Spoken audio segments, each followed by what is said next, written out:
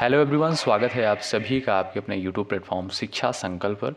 आशा करता हूं कि आप लोग बहुत ही अच्छे होंगे और यूपी ट्रिपल पैट एग्ज़ाम की तैयारी में लगे होंगे।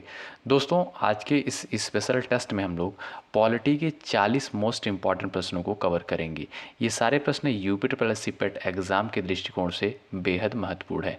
एग्ज़ाम से पहले आप लोग इस वीडियो को 2 बार ज़रूर देख लीजिएगा। आज का टारगेट जो रहने वाला है 30 प्रश्नों का रहने वाला है। 30 प्रश्नों को जो है आप लोग सही करने का प्रयास करिएगा। अंत में अपना नाम स्कोर ज़रूर बताइएगा। देखिएगा आप लोग कितने प्रश्नों को सही करते हैं। पहला प्रश्न आपके स्क्रीन पर है, संविधान के किस संशोधन ने मतदान की आयु को 21 वर्ष से घटाकर 18 वर्ष कर दिया गया? आप लोग यहाँ पर जवाब करेंगे 60वां संविधान संशोधन, 64वां संविधान संशोधन, 61वां संविधान संशोधन, 63वां संविधान संशोधन। 4 ऑप्शंस दिए गए हैं। पूछा गया है आपसे, संविधान के किस संशोधन द्वारा मतदान की आयु को 21 वर्ष से घटाकर 18 वर्ष कर दी गई? तो याद रखेंगे दोस्तों, ऑप्शन नंबर तीसरा करेक्ट हो जाएगा। 61वां संविधान संशोधन के द्वारा मतदान की आयु को 21 वर्ष से घटाकर 18 वर्ष कर दिया गया। ठीक, चलिए क्वेश्चन नंबर सेकंड यहाँ पर सभी लोग देखेंगे, भारत में उच्च न्यायालयों की स्थापना सर्वप्रथम कहाँ हुई? तो इस प्रश्न को आप लोग याद रखेंगे, इम्पॉर्टेंट है।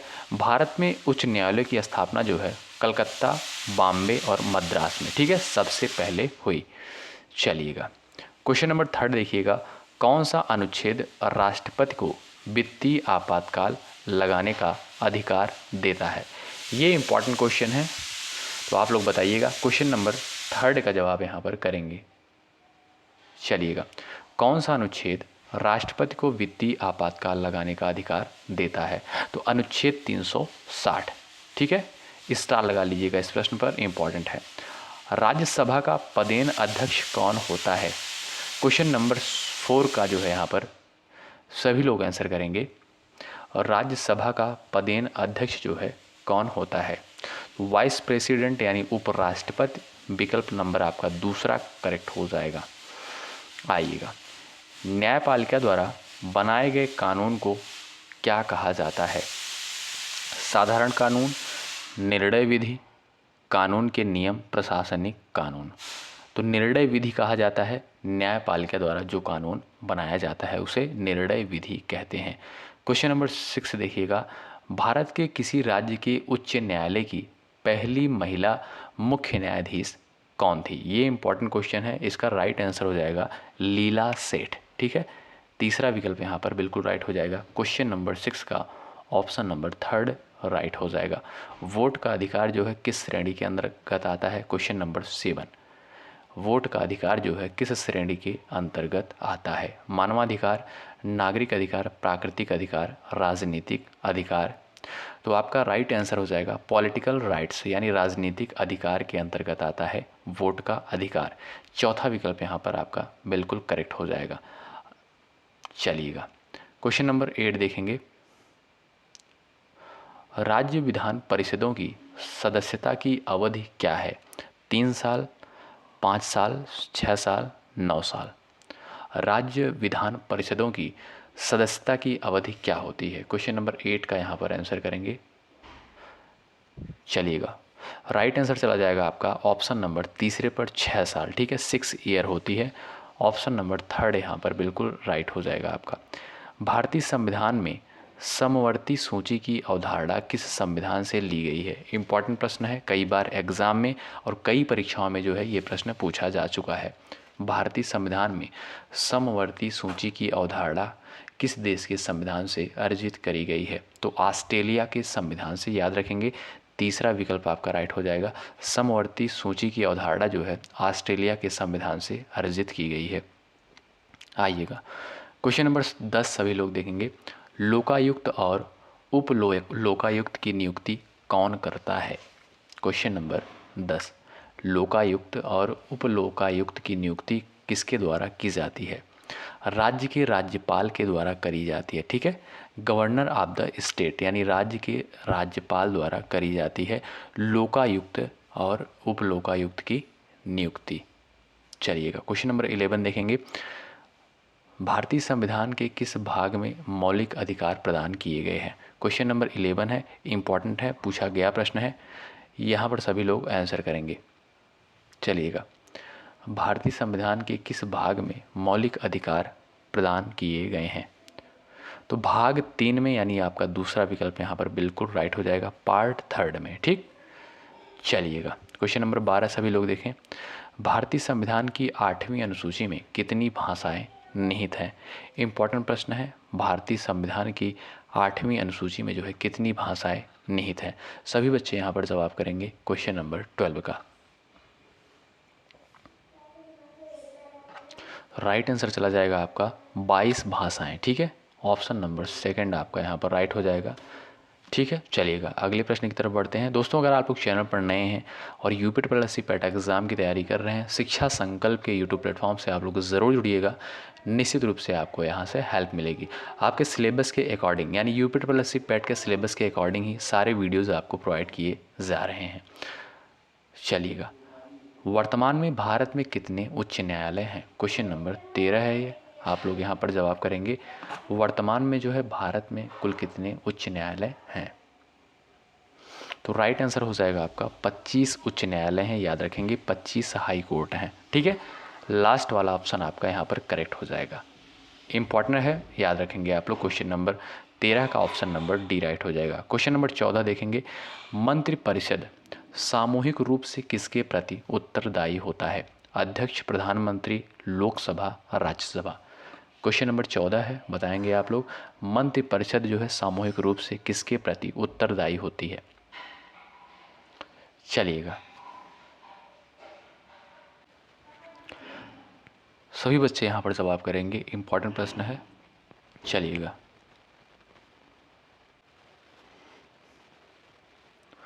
ऑप्शन नंबर आपका यहाँ पर थर्ड राइट हो जाएगा, लोकसभा के प्रति। ठीक है, मंत्रिपरिषद जो सामूहिक रूप से लोकसभा के प्रति उत्तरदायी होती है। ठीक है, ऑप्शन नंबर तीसरा यहाँ पर राइट हो जाएगा।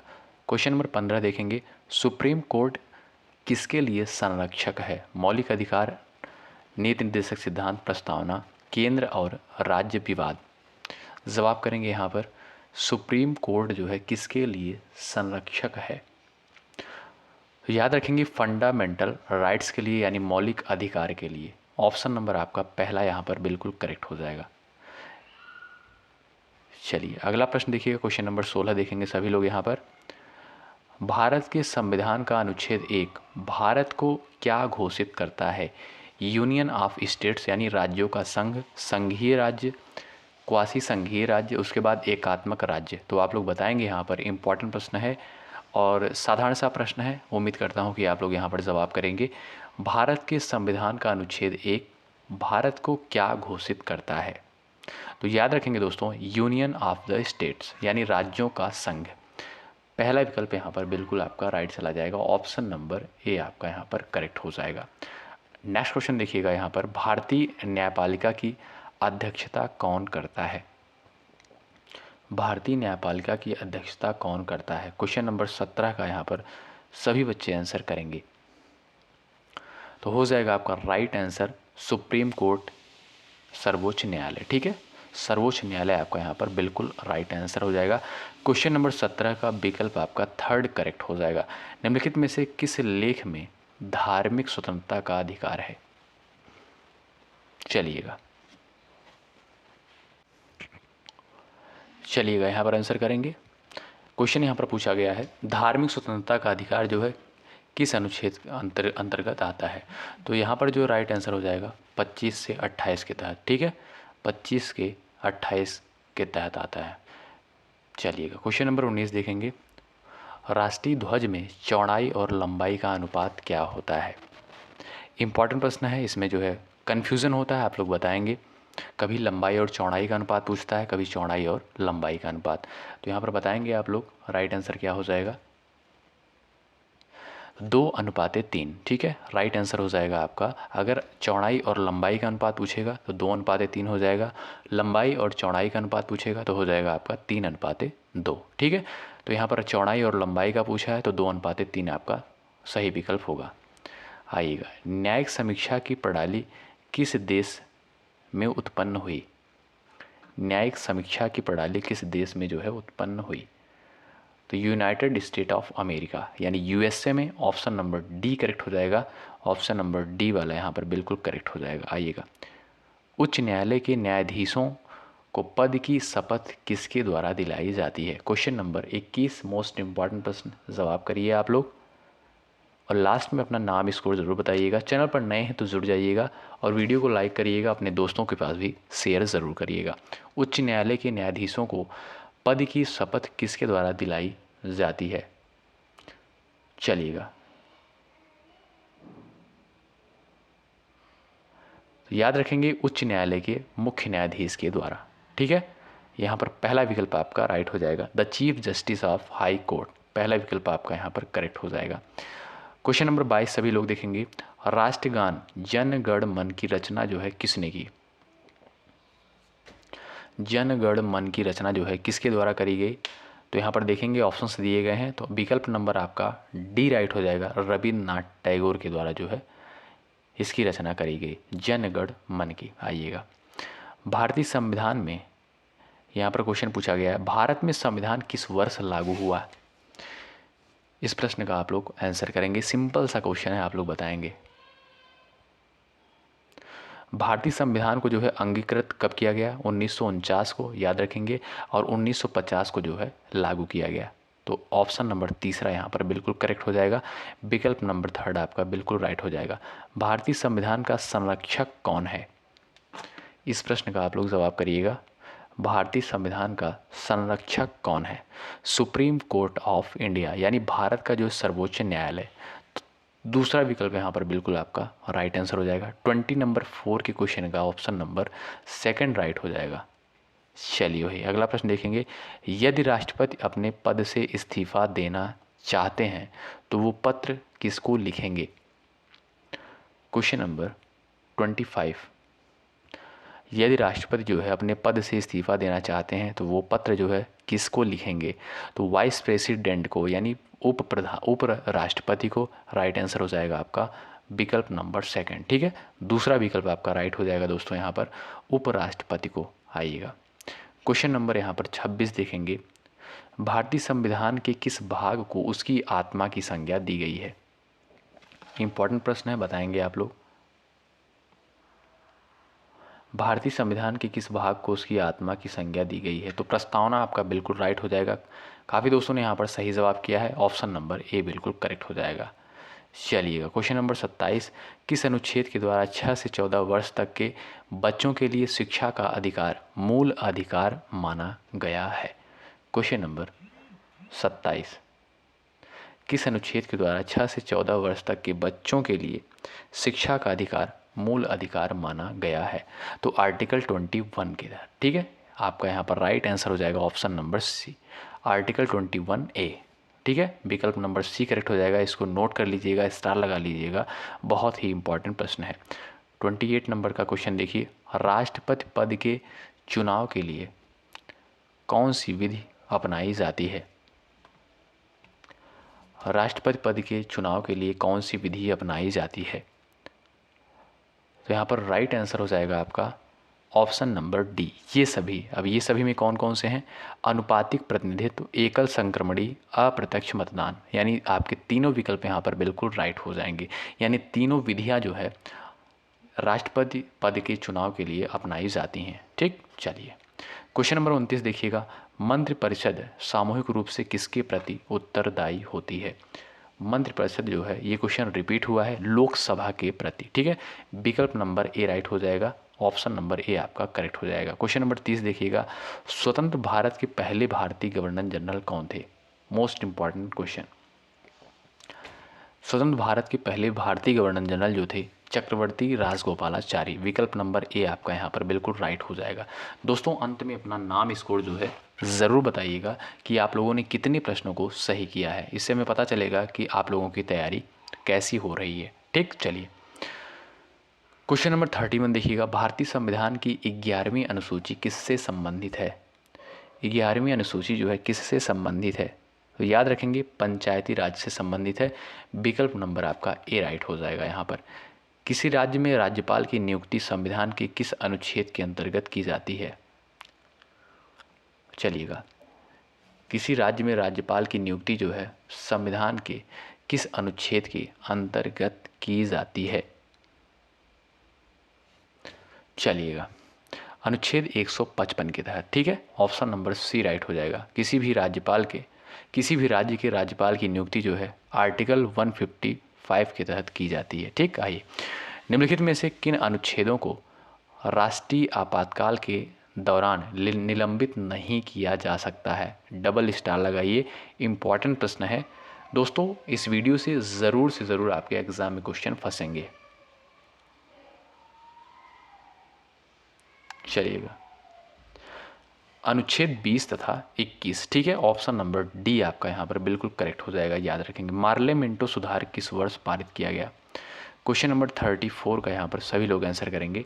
मार्लेमेंटो सुधार किस वर्ष पारित किया गया? तो 1909 में, यानी ऑप्शन नंबर बी चला जाएगा right answer. Option number B आपका यहाँ पर बिल्कुल करेक्ट हो जाएगा। भारत के उच्चतम न्यायालय का उद्घाटन कब किया गया था? उच्चतम न्यायालय का उद्घाटन जो है कब किया गया? 28 जनवरी 1950 को। ठीक है, ऑप्शन नंबर डी करेक्ट हो जाएगा। भारत के उच्चतम न्यायालय का उद्घाटन जो है 28 जनवरी 1950 को किया गया।